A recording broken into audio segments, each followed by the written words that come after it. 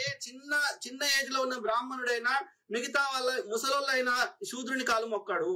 కానీ ముసలోడైన శూద్రుడు ఇప్పటికీ చిన్నపిల్లాడైన బ్రాహ్మణి కాలు మొక్కుతాడు. ఈ శూద్రుడి ముసలోడైన శూద్రునికి ఏమీ తప్ప అనిపించదు బ్రాహ్మణి కాలు మొక్కితే. అదే బ్రాహ్మణుడు చిన్నపిల్లగాడైనా సరే శూద్రుని కాలు మొక్కమంటే అది నేరం అంటాడు వాడు. అంటే నీ మైండ్ సెట్ అట్లున్నది, నీ ఆలోచన నీకు తప్ప అనిపిస్తలేదు, అంత ఖరాబ్ చేసి పెట్టింది నీ బ్రెయిన్ ని. సో వాడి కరెక్ట్ కావాలి కుక్కలాగా మార్చుకున్నాడు. వాడి కుట్ర పసిగట్టకుండా నీలో ముస్లిం ద్వేషం పెంచాడు.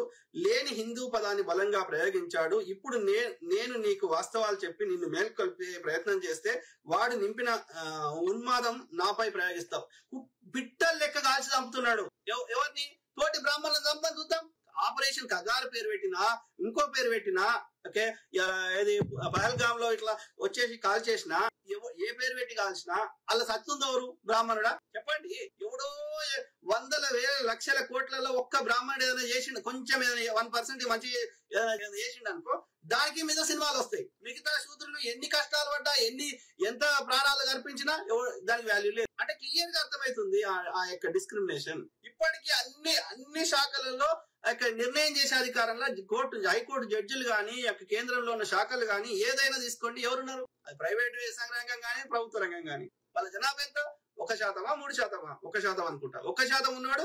మొత్తం 99% అన్ని కంట్రోల్ వాడిని చెల్ల పెట్టుకున్నాడు నాటి నుంచి నేటి వరకు. నీ రిజర్వేషన్ లాక్కున్నారు, నీ ఓటు లాక్కున్నారు, నీ దైవాన్ని మరిపించారు, నిన్ను బానిసం చేసుకున్నారు, నీకు దక్కాల్సిన రాజకీయ పదవులు లాక్కున్నారు, నీ సంపద దోచారు, నీ జీవన విధానాన్ని హేళన చేశారు, నీపై ఆధిపత్యం చేశారు. ఇవన్నీ నీవు మర్చిపోయేలా నిన్ను ముస్లింపై ఎగదోచారు. మొన్న జరిగిన చుండూరు దళితుల ఉచ్చకొతపై వీడియోలు చేయరు. కరెక్ట్. 300 ఏళ్ల కిందటి ముస్లింలు మనం ఎవడన్నా శూద్రుడు ఏదైనా కష్టపడి 4 పైసలు జమ చేసుకొని ఒక సినిమా తీస్తే మన సినిమాకి పర్మిషన్ ఇయ్యాడు వాడు.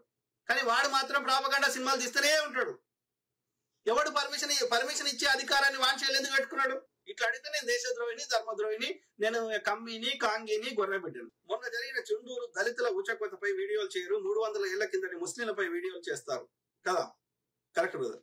ఇక్కడే నీ మెదడు పాదరసంలా పనిచేసే కుట్రల లోతులు. అది కూడా అన్ని ప్రాపగండానే.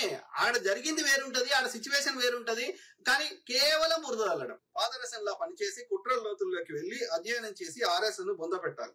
తప్పకుండా ఈ బ్రాహ్మణ ఆధిపత్యాన్ని బొందబెట్టాలి. బ్రాహ్మణ ఆ ఫేక్ ని, చెత్తని, ప్రాపగండాన్ని బొందబెట్టాలి. ఏ పార్టీ అయినా అభివృద్ధి చేసి ఉంటే అది చెప్పుకుంటారు. ఈ బీజేపీ వాళ్ళు ఏదీ చేయలేక కనుక వాళ్ళు వల్గర్ లాంగ్వేజ్ మాట్లాడుతుంటారు. వాళ్ళని పట్టించుకోకండి. Correct brother. కానీ నేను అనేది బీఆర్ఎస్ అంటలేను, ఈవెన్ బీజేపీ అంటలేను. బీజేపీ అయినా బీఆర్ఎస్ అయినా ప్రతిదానికి ఇది ఇంక్లూడింగ్ నేను ఇండిపెండెంట్ అని. అప్పుడేమో ఇందిరా హఠావ్ అని వచ్చిండు, వీడేమో కాంగ్రెస్ ముక్త భారత్ అని వచ్చిండు. అట్లా రావద్దు. గరీబీ ముక్త భారత్ అని రావాలి. అది కదా అభివృద్ధి అభివృద్ధి భారత్ అని రావాలి. మెజారిటీ ప్రజలు శూద్రులే ఉన్నారు కాబట్టి శూద్రులు బాగుపడద్దు, అంతే కదా. కేసీఆర్ గారు జీఆర్ కాలు మొక్కుతాడు, హరీష్ రావు గారు మొక్కుతాడు, లేదంటే మోడీ గారు మొక్కుతాడు.